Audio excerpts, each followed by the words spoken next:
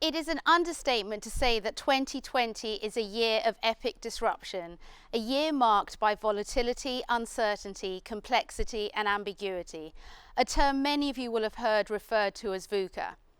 We are living in extraordinary times, and every single one of us as leaders and the operators that we serve and lead will emerge very differently coming out of this crisis.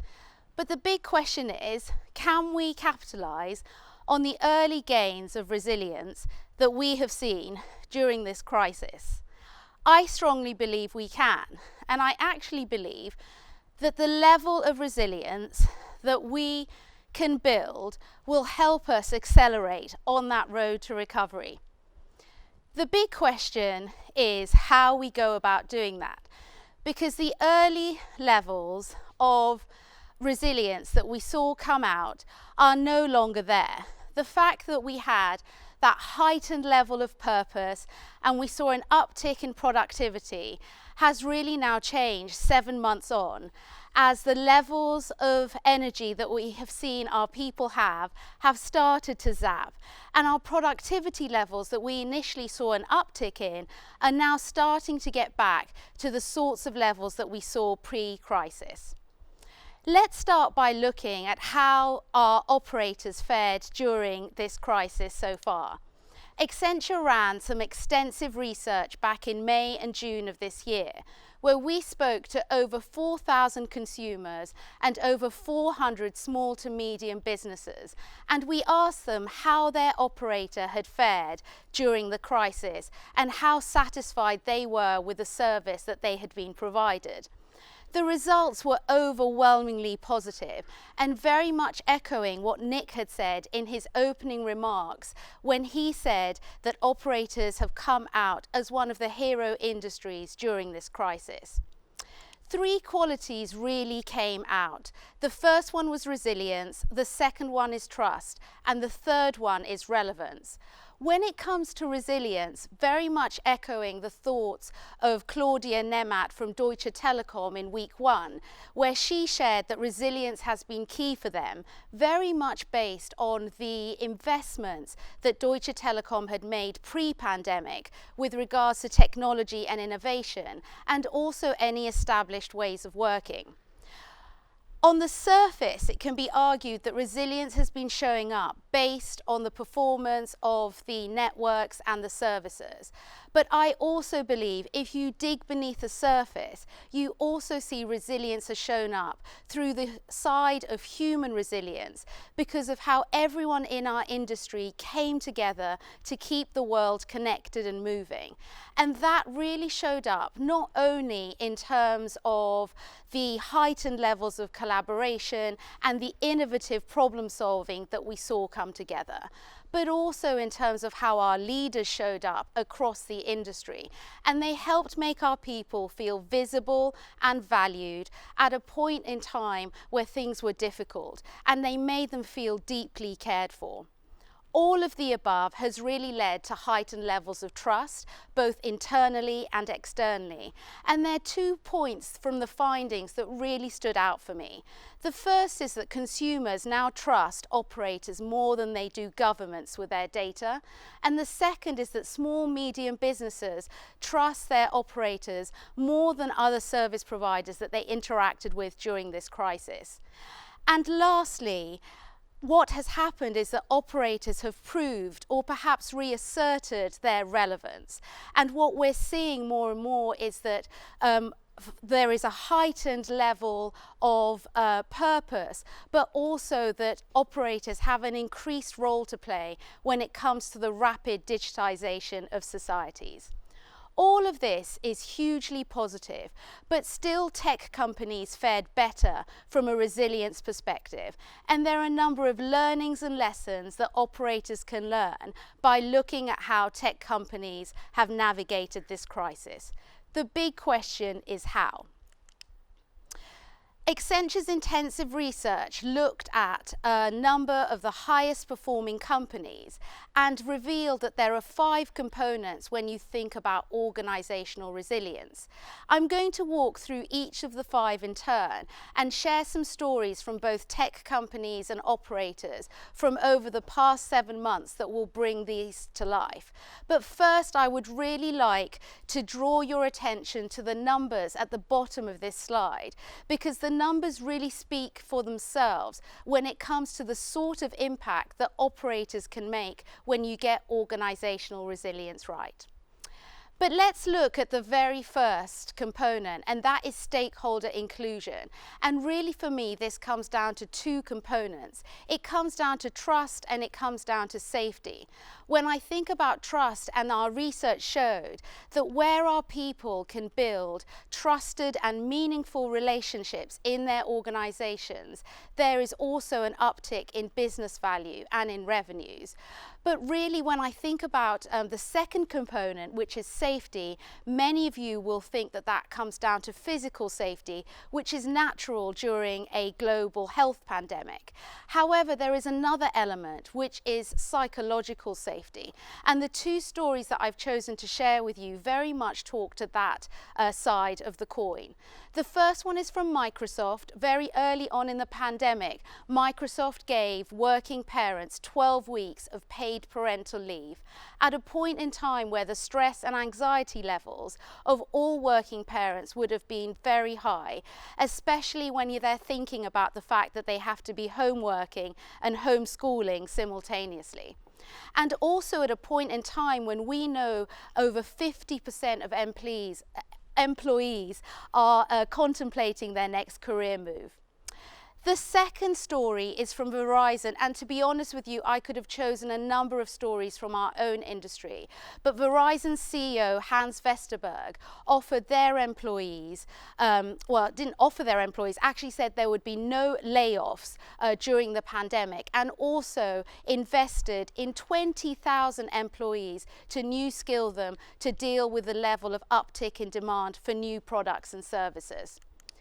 Moving on to the second component, emotion and intuition, it's really hard for us to imagine sitting here right now that this crisis will pass, but it will, and people will remember how they were treated during the pandemic, and they will decide whom they want to work for and where they want to do business. And so how leaders like you and I show up each and every day is hugely important right now. It's important that we meet our people where they are from an emotional state perspective. It's important that we're sensitive to people's needs, and it's important that we suspend judgment, because whilst we're having a collective experience during this pandemic, each and every one of us is also experiencing a very individual pandemic based on our individual circumstances. The first story that I'd like to share with you that is around compassion in action really comes at a point in time that none of us as leaders would like to face. And that is when Brian Chesky and his team, Airbnb's CEO, had to write to all of their workforce announcing that they were making 25% of their employees redundant. And the reason why I've chosen this story is not just because how beautifully crafted the email was, but the concrete steps that Brian and his team outlined that would help their colleagues feel deeply cared for at a moment in time that was hugely challenging for them. And that included things like having a talent portal that allowed them to talk about their skills and capabilities and experiences, and also redirecting a lot of their recruitment effort to support those colleagues as they move to new futures outside. In our own industry, we've seen lots of examples of the more human side of leadership too, from leaders who sent care packages to employees that had gone the extra mile in those early weeks of the pandemic, all the way through to handwritten cards by colleagues and by team leaders to show that immense sense of gratitude that we've all felt towards our people. As Kerry Gilder from Colt said earlier on during the conference, this has been absolutely the time for empathic leadership to come to the forefront. And now more than ever, we need to understand both the human and the technology side of the equation in order to continue to thrive. Moving on next to mission and purpose, this is absolutely the one area in our resilience framework where I believe operators have really shown up as exemplars. That ability to have our people connect to a purpose bigger than themselves has been completely heightened over the past 7 months, as all of society very much looks to operators in order to help accelerate that rapid digitization of societies. 3 examples as I quickly move through this piece. Telefonica Spain and Brazil worked with local governments and also with public health authorities so that they could set up critical networks for hospitals. Telia gave everyone free access for 6 months to Telemote, which is their remote working solution, and also offered free advice to help all of us be as productive, if not more productive, working from home. And Vodafone offered National Health Service workers 6 months of free data so they could stay connected with their friends and family. Next, onto technology and innovation. And the key thing here is that crisis is a huge accelerator for change. And actually, if you think about our industry right now more than ever before, everything is hinged on IT. And technology is inextricably linked with a human experience. Consumer and customer experience is very much an IT issue, as customers are thinking beyond connectivity and are looking for more creative and innovative services and products for the first time from a health and well-being perspective, all the way through to employee experience, which is also an IT issue because technology has enabled us to work from home by connecting us, allowing us to collaborate and co-create and communicate. But in order for operators to get that return on investment from technology and innovation, they really need to think about how they increase their levels of agility and their levels of openness. Because open modern architecture and open modern software also requires open modern brains. And what I mean by that is we need leaders who show up and who can role model and recognize and reward those heightened levels of openness when it comes to collaboration, to partnership across the ecosystem. And that is hugely important. The 2 stories I've chosen to share here actually sit more from the innovation side and more from making sure that we are innovating responsibly. The tech companies are absolutely leading the way in respect to this angle. Salesforce, during the early stages of the pandemic, had crafted some responsible technology guidelines that I would like to signpost for all of you. And at Accenture, responsible innovation is also front of mind for us. We have in our innovation centre called the Dock in Dublin a series of guidelines and an initiative called Conscientious Innovation that really focuses on making sure that those unintended consequences of AI and the unconscious bias that we could have at a moment in time when many more of us might be less visible than before don't come to the surface. And last but very much not least, intellect and insight is all about the skills gap that I know for each of you is very much front of mind. And what I'm talking about here is less about what you've got on your learning boards and making sure you've got things like cloud computing and cloud architecture, but more about how are you really disrupting your thinking when it comes to new skilling your people and attracting talent with the right skills too. A great example and story here is Google, who have disrupted the college degree in the last few months. So instead of people needing to go to college for 3 to 4 years, Google Google are offering a 6-month certification program coupled with an apprenticeship, coupled with on-the-job learning and on-the-job coaching too, to really change the dialogue when it comes to new skilling. That has been a huge whistle-stop tour of how to think about organisational resilience, and hopefully it's given you time to reflect in terms of where you are on that organisational resilience journey. I want to leave you with 3 thoughts on what you should think about doing next. The first one is to think hybrid. You will have heard this throughout the conference today. And I know you're already well on your way when it comes to customer experience and employee experience, and you're thinking about hybrid. There is one area that I think that there could definitely be some gains, and I think there is more to do, and that is on your employee needs. For decades, we have focused employee needs on making sure that our people are employable and their needs are met from an employability perspective, that we're meeting their financial needs, and also that we're meeting their physical needs. There are 3 additional needs, emotional, relational, and mental, and our very latest research published only 3 weeks ago says that if you focus on all 6 of those dimensions, you can leave both your business and your people net better off. Not only can you unlock the potential of your people, but there is around 5% of revenue growth that you can also capitalize on by focusing on those 6 together. And the last thing on thinking hybrid is as we are in this extraordinary time, make sure you are still leveraging the full diversity of your organization so that you are bringing together the collective ideas and thoughts and so that you're making sure that you're really future-proofing your organization going forward. IT is a strategic capability. Again, you will have heard that from a number of the headliners earlier on. What I'm really trying to say with this point, and the key takeaway, is each of you have got a heightened status right now around the boardroom, as every CXO is coming to you to help them create a frictionless business for both their customers and their people.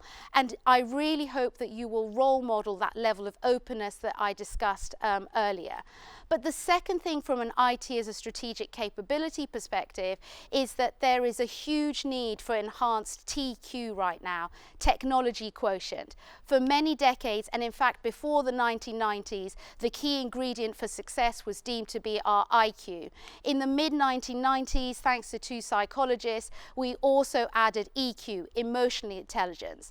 The last 7 months during this crisis have said that technology quotient and getting that heightened in each and every single one of us is a non-negotiable. And you have a fundamental role to play in that in each of your organizations. And lastly, mindset over method really talks to the fact that every single one of you has been talking about the fact that software is a differentiator right now. And really this is less about what method you're using, what method of agile and all those good things, but more about doubling down on mindset to get the largest set of returns. A key yardstick for me is whether during this crisis you have continued to show up as servant leaders, or whether you have reverted back to the command and control type leadership style that has stood us in such good stead for decades prior to 2020.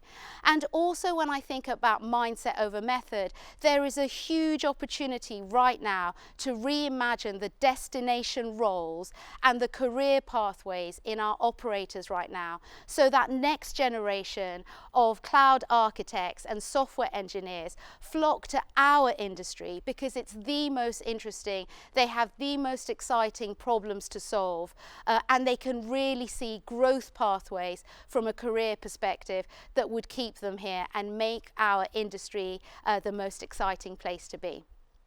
I'm going to leave you with a quote and a question. The quote is from a leader whom I admire greatly because him and his leadership team have really shown what you can do when you really live and breathe those components of organization resilience, and the business value that they have created speaks for itself. And the question I'd like to leave you with today is, what are you going to do to help increase the levels of organizational resilience and leadership resilience so that you can leave both your business and your people net better off? That's all I have for you today. Very much looking forward to picking up the conversation on the live chat. Thank you very much.